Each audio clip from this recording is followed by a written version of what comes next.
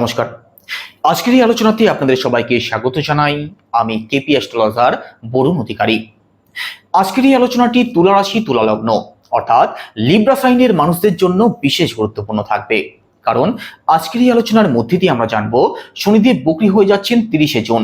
এর পরবর্তী সময়টা তুলা রাশির মানুষদের জন্য কেমন থাকবে, কোন দিকটা পজিটিভ থাকবে আর কোন কোন দিক থেকে সাবধানে থাকতে হবে, সমস্ত কিছু ডিটেলসে আলোচনা করব। তো সম্পূর্ণ ভিডিওটি অবশ্যই দেখবেন। আলোচনা ভালো লাগলে লাইক, কমেন্ট এবং শেয়ার করতে পারেন। আর একই সাথে আমার সাথে যারা যোগাযোগ করতে চাইছেন, জন্মছক যারা বিচার করতে চাইছেন, ভিডিও ডেসক্রিপশনে এবং ইন্ট্রোতেও নাম্বার দেওয়া আছে, আপনারা ফোন করে কিংবা হোয়াটসঅ্যাপের মাধ্যমে যোগাযোগ করতে পারেন। আর জ্যোতিষ সংক্রান্ত যে কোনো তথ্য পেতে চ্যানেলটিকে অবশ্যই সাবস্ক্রাইব করবেন। 30শে জুন 2024 শনিদেব বক্রী হয়ে যাচ্ছেন কোথায়? আপনাদের পঞ্চম ভাবে। এখানে পঞ্চম ভাবে শনিদেব বক্রী হলে কোন কোন দিক থেকে কি কি ফল প্রাপ্তি হবে সেগুলো তো অবশ্যই আলোচনা করব। তার আগে একটু আলোচনা করে দিই কোন গ্রহ কখন বক্রী হয়ে যায়। জ্যোতিষশাস্ত্র মতে কোন গ্রহ যখন তার সঠিক গতি অনুযায়ী মুভ করতে অসমর্থ হয়, অর্থাৎ কোন গ্রহ যখন তার সঠিক গতি অনুযায়ী গোচর করতে পারে না, তখন সেই গ্রহটা কিন্তু বক্রী হয়ে যায়। জ্যোতিষশাস্ত্রে এটাও বর্ণিত রয়েছে কোন গ্রহ যখন সূর্য থেকে অনেকটা দূরে অবস্থান করে, তখনও কিন্তু সেই গ্রহটা বক্রী হয়ে যায়।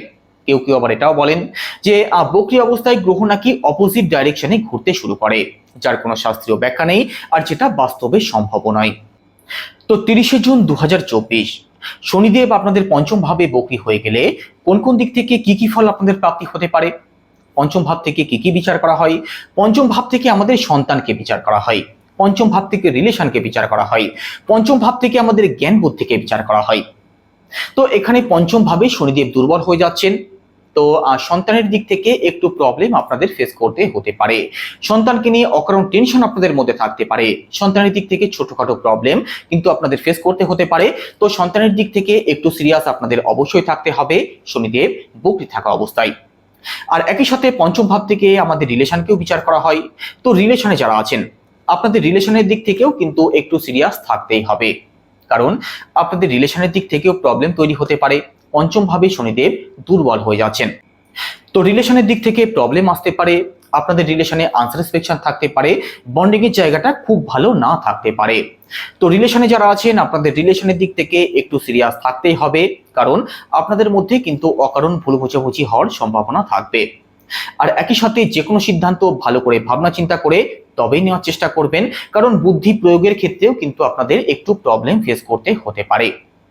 এখানে আপনাদের পঞ্চম ভাবে শনিদেব বক্রী হয়ে গেলে চতুর্থ ভাবের ফলও কিন্তু আপনাদের প্রাপ্তি হবে। কারণ কি? কারণ কোনো গ্রহ বক্রী হয়ে গেলে যেহেতু স্লো মুভ করে, তাই এক ঘর আগেরও ফল প্রদান করতে শুরু করে দেয়। তো চতুর্থ ভাবেও শনিদেবের বক্রী প্রভাব পড়বে। চতুর্থ ভাবও শনিদেবের নিজেরই ঘর। চতুর্থ ভাব থেকে কোন কোন দিককে বিচার করা হয়? চতুর্থ ভাব থেকে আমাদের বিষয় সম্পত্তিকে বিচার করা হয়, চতুর্থ ভাব থেকে মাকেও বিচার করা হয়। তো এখানে বিষয় সম্পত্তি সংক্রান্ত দিক থেকেও একটু সিরিয়াস আপনাদেরকে থাকতেই হবে। বিষয় সম্পত্তি সংক্রান্ত যে কোনো সিদ্ধান্ত ভালো করে ভাবনা চিন্তা করে তবেই নেওয়ার চেষ্টা করবেন। বিষয় সম্পত্তি যদি ক্রয় বিক্রয় করতে চান, বিষয় সম্পত্তি সংক্রান্ত কোনো ডিল যদি ফাইনাল করার থাকে, সেক্ষেত্রেও ভালো করে ভাবনা চিন্তা করে মাথা ঠান্ডা রেখে তবেই নেওয়ার চেষ্টা করবেন। না হলে প্রপার্টি সংক্রান্ত প্রবলেম কিন্তু আপনাদের ফেস করতে হতে পারে শনিদেব বক্রী থাকা অবস্থায়, বিশেষ করে আপনার জন্মছকে শনিদেবের অবস্থান যদি খারাপ থাকে। আর একই সাথে চতুর্থ ভাব থেকে আমাদের মাকেও বিচার করা হয়। তো এখানে মায়ের দিক থেকেও একটু প্রবলেম আপনাদের ফেস করতে হতে পারে।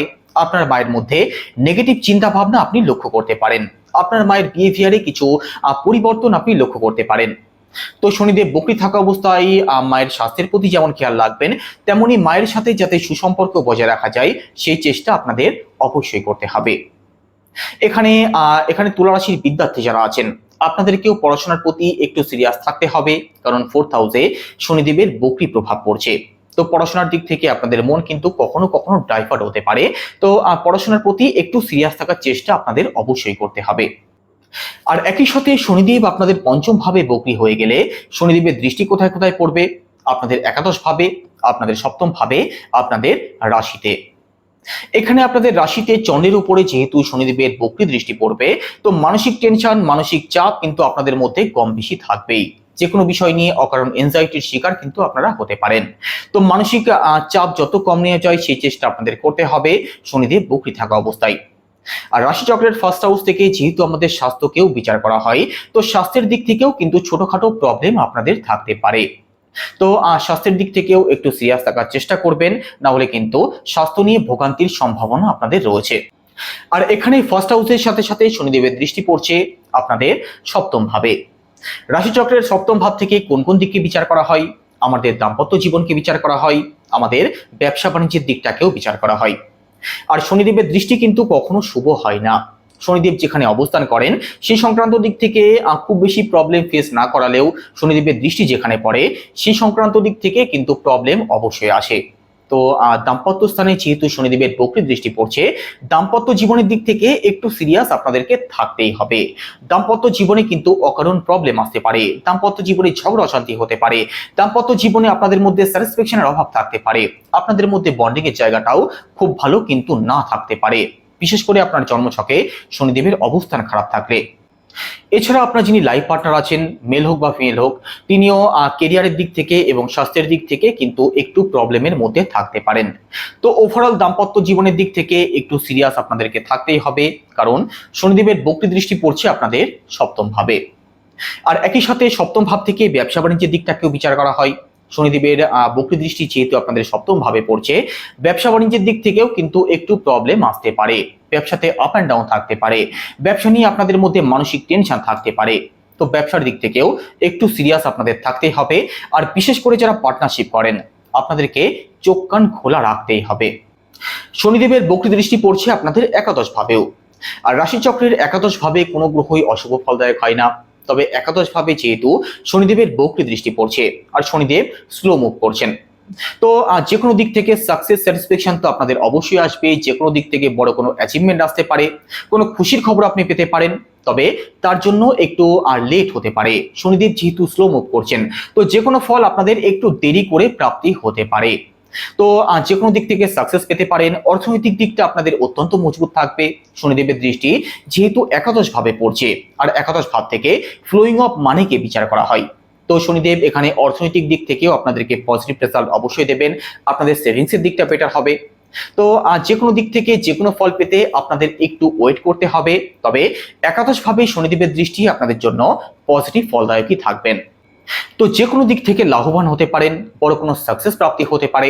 যারা প্রমোশনের অপেক্ষা আছেন, আপনাদের প্রমোশন হতে পারে। নতুন কাজের যারা চেষ্টা করছেন, আপনাদের কর্মপ্রাপ্তি হওয়ারও কিন্তু সম্ভাবনা থাকবে, তবে ধৈর্য আপনাদের অবশ্যই রাখতে হবে। তো এর জন্য কি কি উপায় অবলম্বন করবেন? শনিদেবের বীজ মন্ত্র জপ করতে পারেন, সেটা কি ওম প্রাম প্রিম প্রমসা শনিশ্চরায় নমঃ, রোজ 108 বার। আর একই সাথে হনুমান চল্লিশা জপ করতে পারেন, পজিটিভ রেজাল্ট অবশ্যই পাবেন। তো এই ছিল আজকের আলোচনা। আজকের আলোচনা এখানে শেষ করব। সবাই ভালো থাকবেন। নমস্কার।